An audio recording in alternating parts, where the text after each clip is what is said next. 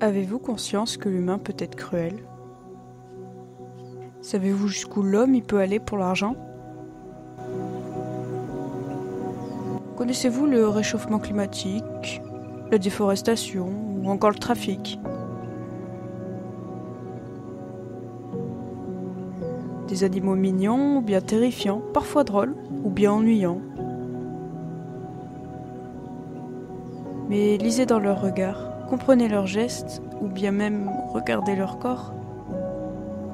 Chaque animal a une histoire et c'est ici au zoo de Saint-Martin-la-Plaine que j'ai vraiment pris conscience de l'impact de l'homme sur la nature et je voulais partager ça avec vous à travers cette vidéo. J'espère que vous comprendrez et j'aimerais qu'on agisse ensemble.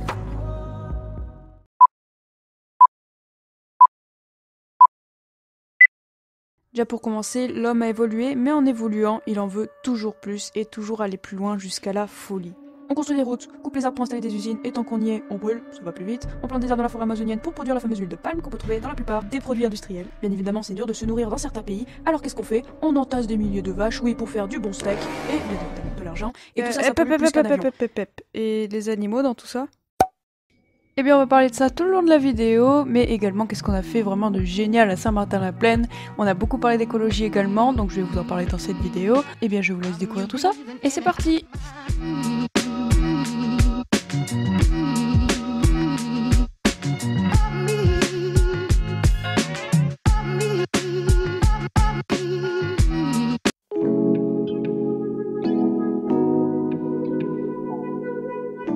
La figure emblématique du zoo, ce sont les gorilles, mais c'est surtout le gorille Platon qui est malheureusement décédé en 2008. Ici, vous pouvez voir l'Icalé, c'est le premier gorille qu'on allait voir le matin. Et à cause des déforestations, comme pour la forêt amazonienne, le gorille il est en danger critique de disparition. Mais il n'y a pas que les déforestations, il y a aussi le braconnage, il y a aussi dans certains pays où on les tue pour les manger. Ou bien attendez, j'ai encore mieux. Pour certaines croyances, on coupe la main des gorilles, puis on la fait sécher et on en fait de la poudre. Apparemment, ça fait des miracles. Je tiens à préciser que ça n'a jamais été prouvé scientifiquement. Donc voilà, c'est pour vous dire qu'on va vraiment très loin.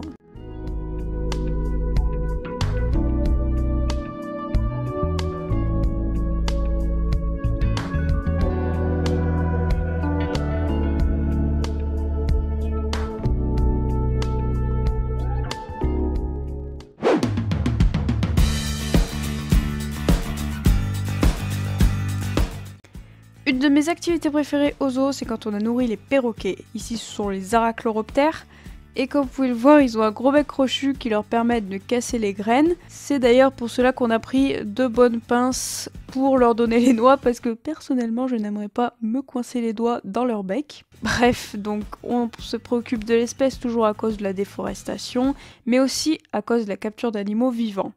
Donc que ce soit en France ou ailleurs, il y a toujours du trafic d'animaux. Et ceux qui en font, ils enfoncent les perroquets dans des bouteilles en plastique pour les transporter facilement, tranquillement, sans se faire repérer, si je peux dire ça comme ça. C'est d'ailleurs pour ça que vous pouvez voir qu'aux perroquets, il leur manque des plumes. On nous a dit qu'un oiseau stressé en général, ça s'arrache les plumes. Donc si vous voyez un oiseau à qui il manque des plumes, c'est mauvais signe.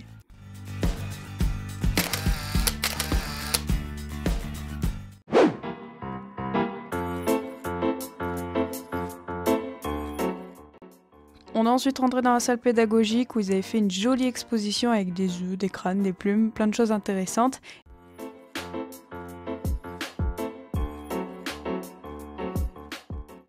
Et on a fait une jolie salade de fruits et de légumes pour les lémuriens. On est rentré dans leur enclos pour leur donner à la main. Et ici ce sont les makikata et c'est la femelle qui domine chez eux.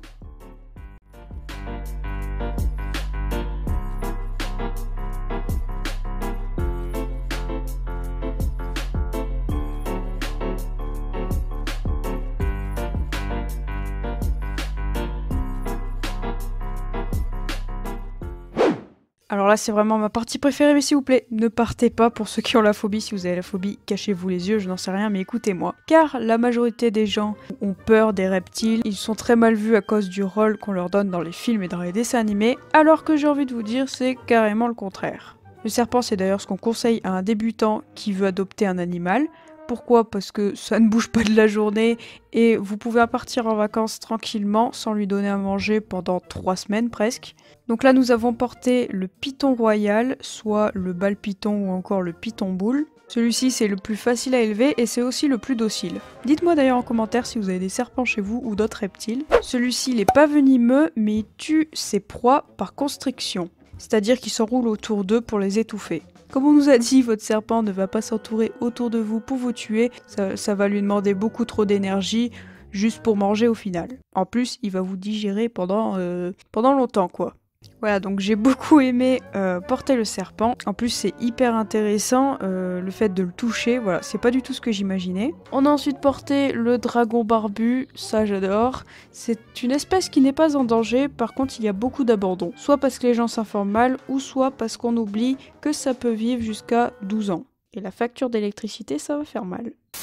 Un dragon barbu, c'est très marrant parce que tout est faux. Donc vous pouvez voir qu'il a des épines, mais ça ne pique pas. Vous voyez qu'on l'a porté, mais on dirait qu'on touche du caoutchouc. Pour impressionner, il déploie sa barbe d'épines, du coup, ça devient noir. Parce qu'en dessous, c'est noir. Donc ça fait peur aux ennemis. Donc c'est un moyen de se défendre. Vous pouvez voir quand on le porte, il est tout plat, il se met en mode œuf au plat. Pourquoi? Parce que vu de dessus, ça paraît plus gros, tout simplement. Et encore pour impressionner, parce qu'il se la pète un peu, le dragon barbu quand même, il hoche la tête. Donc ça c'est très drôle à voir, hein.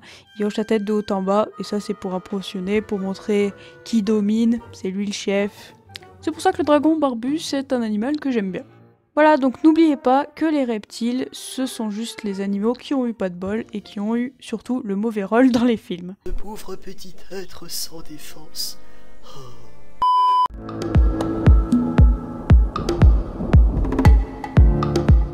On est ensuite allé voir les chimpanzés où le soigneur leur a donné des pommes de loin. Vous pouvez d'ailleurs voir au passage les gestes des chimpanzés qui se rapprochent quand même de l'homme. Faut aussi dire que les soigneurs ont établi des signes pour pouvoir communiquer avec eux, ce que je trouve vraiment intéressant. Donc elle leur lance la nourriture parce qu'il faut quand même garder une distance avec eux parce que ça reste très malin, très intelligent. Ils peuvent être dangereux parfois, c'est pour ça qu'on nous a dit qu'il vaut mieux se méfier d'un chimpanzé qu'un tigre. Voilà, je sais pas si vous suivez l'actualité du zoo de Saint-Martin-la-Plaine, mais je vous invite à faire un tour sur leur site.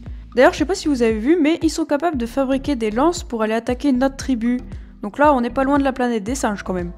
Voilà, puis après des trucs tout bêtes, ils prennent une pierre pour casser des noix, enfin voilà quoi, ça se rapproche vraiment de nous. Chez les chimpanzés, c'est le mâle qui fait la loi, les autres le respectent, mais des fois il y a un jeune mâle qui veut prendre sa place. Donc ils finissent par se bagarrer, parfois jusqu'à la mort. C'est pour ça que le cannibalisme existe chez les chimpanzés. Voilà, donc j'ai vu que le chimpanzé, il en resterait 250 000 à l'état naturel, ce qui n'est pas beaucoup parce que l'homme le chasse de son milieu de vie à cause de la déforestation, mais aussi l'homme le tue pour sa viande.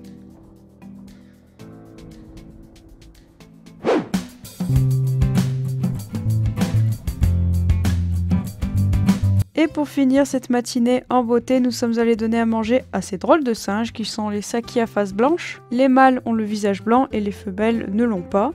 Je sais pas si vous verrez dans la vidéo, mais il y avait également des oustitis.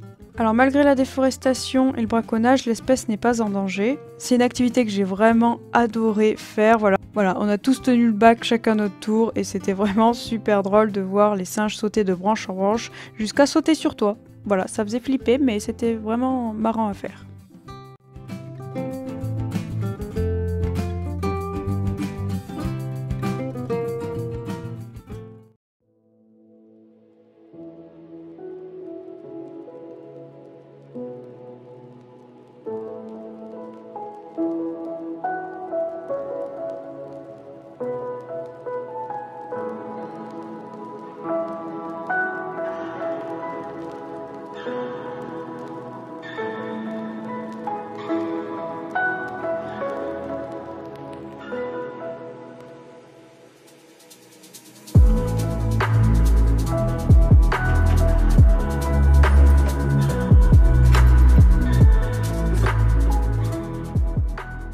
C'était tout pour cette matinée. Puis ensuite, on a eu toute l'après-midi devant nous pour rencontrer de nouveaux animaux. Ce que j'ai aimé aux zoo de Saint-Martin-la-Plaine, c'est que chaque animal est unique, chaque animal a une histoire.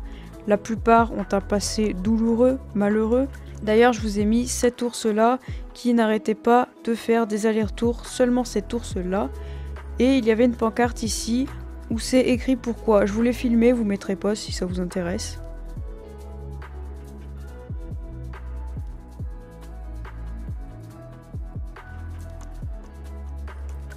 vous ai montré ici différents animaux, des lions, des reptiles, des singes, mais n'oubliez pas qu'il y a aussi les chats, les chiens, les chevaux, les chèvres, les cochons, les vaches, les furets, et encore, j'en oublie. Donc c'est important aujourd'hui d'agir ensemble. Voilà, je ne dis pas qu'il faut être végétarien, loin de là, car je ne le suis pas encore, mais juste de regarder les choses d'un peu plus près. De ne pas juste regarder un animal en disant qu'il est mignon ou la vie est belle pour lui. Non, il y a toujours l'envers du décor.